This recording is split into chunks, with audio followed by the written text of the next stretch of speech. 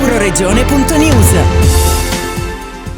Friuli Doc si fa spazio alla riflessione identitaria. Forte del record di presenze turistiche nella stagione estiva, in particolare per il ritorno degli austriaci, Udine è pronta per la sua festa più importante, Friuli Doc, che, come recita il suo claim, sempre più a chiare lettere, la bontà di una terra, la bellezza di una città, rappresenta sempre di più la strategia di sposare eccellenze regionali alle bellezze e ai contenuti di un'intera città, fatta di monumenti, di iniziative culturali, di scorci suggestivi riallestiti e recuperati alla vita quotidiana e alla fruizione lenta, come i salotti cittadini di Piazza San Giacomo e via Mercato Vecchio.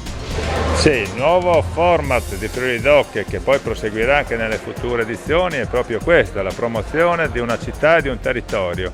Quindi le nostre eccellenze enogastronomiche e dell'artigianato devono fungere da volano per promuovere questa splendida città qua. Già siamo molto soddisfatti che tornano gli amici dell'Austria, grazie anche alle piste dell'Alpe Adria, quindi le piste ciclabili, e quindi tutta una serie di iniziative collaterali, penso solo all'apertura dei musei, piuttosto che la festa del compleanno della città. Quest'anno celebreremo i 798 anni del compleanno della città, o altre iniziative, convegni e collaborazioni con l'università, con l'Arlet, con la Società Filologica Friulana, proprio perché riteniamo che sia una straordinaria opportunità per far conoscere le bellezze della nostra città e del nostro territorio.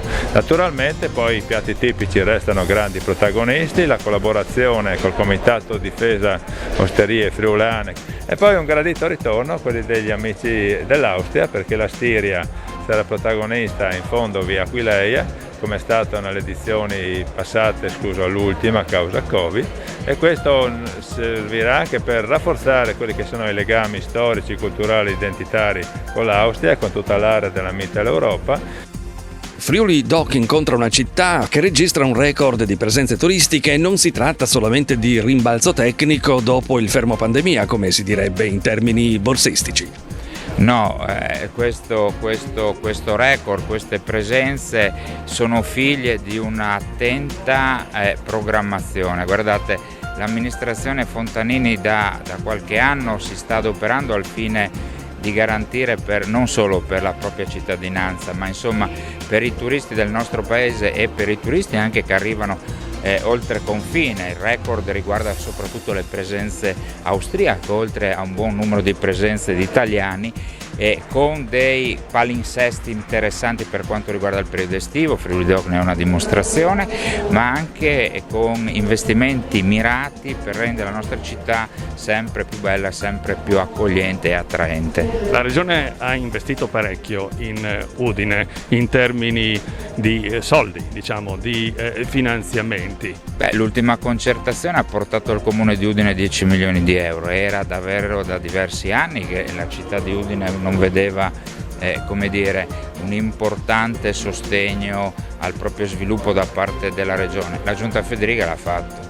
Friuli Doc si potrà godere appieno solamente se provvisti di Green Pass, e non manca l'impegno concreto dell'amministrazione nell'indicare l'opportunità di aderire alle campagne vaccinali. Sarà quindi possibile vaccinarsi in un'area allestita all'interno della loggia del Lionello. Un calendario molto ricco di iniziative per questa edizione, che spazia dall'enogastronomia delle eccellenze ai laboratori dell'artigianato e artistici, dagli incontri culturali e approfondimenti sui temi della sostenibilità del cibo, fino alle mostre in corso nei musei cittadini. Non mancherà l'Oscar Green di Coldiretti, come anche l'impegno del Comitato Difesa Osterie con l'iniziativa Friuli Doc in Osteria. I numeri del turismo di questo 2021 per quanto riguarda la città di Udine sono eccezionali, ma si vede anche, io ho notato dalla presenza di tanti turisti che ogni giorno vedo, soprattutto la mattina, che arrivano qui in centro città, guardano i monumenti di Piazza Libertà, e quindi dimostrano interesse per questo nostro Friuli e in particolare per la città di Udine.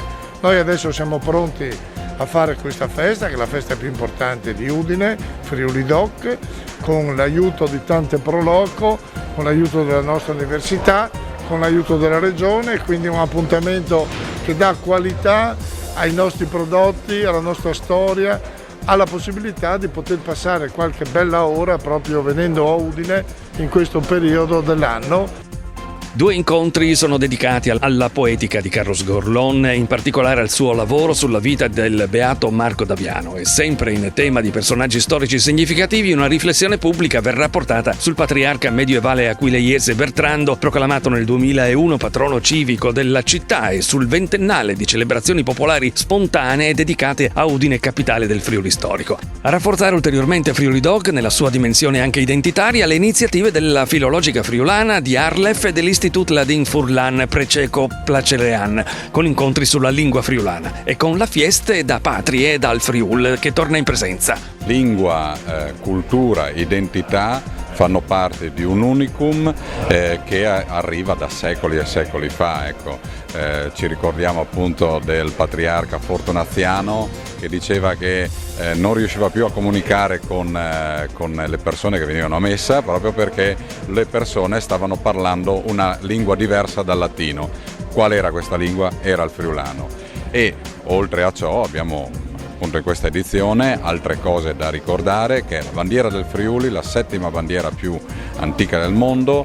È una particolarità che va vista, che va conosciuta, è qui al Museo del Duomo di Udine, e tra l'altro abbiamo alle nostre spalle il Parlamento più antico, anche questo, del mondo, dove chiaramente si parlava in maniera rappresentata dalle diverse parti del mondo della nostra identità, del nostro Friuli, della nostra regione, di quello che era quella volta appunto il patriarcato, e che chiaramente potevano avere una rappresentanza che solo molti secoli dopo si è raggiunta con le leggi, diciamo, moderne.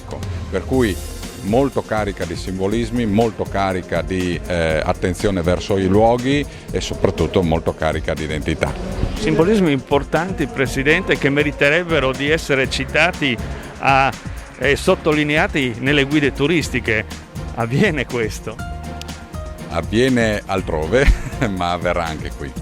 In realtà ci sono stati dei tentativi anche importanti. Prima, durante la conferenza stampa, ricordavo la quantità di aziende friulane che portano nel loro nome la parte Friul qualcosa, oppure non nella parte iniziale ma nella parte finale c'è sempre questa parola identitaria, no? Friul. Questa cosa è un buon segno che viene visto anche da fuori, e soprattutto una delle cose che vediamo e dove il commercio ha una grande attenzione è proprio anche la parte relativa al simbolo, quindi l'aquila che vediamo ad esempio sui telomini dei camion, ma oltre a ciò insomma vediamo che questi simboli vengono utilizzati sempre di più anche per pubblicizzare qualcosa che è friulano. Quindi è importante legare l'identità con la genuinità dei nostri prodotti. Quest'anno, accanto alla Loggia del Lionello, protagonista anche la radio, con lo studio mobile di 2 importanti emittenti del nord-est italiano, Radio Company e Radio Wow, con trasmissioni in diretta dei principali conduttori radiofonici, intervallati dalle interviste di Igor Pezzi, che verranno irradiate su tutta la rete di queste emittenti, quindi ben oltre i confini regionali. Euroregione.news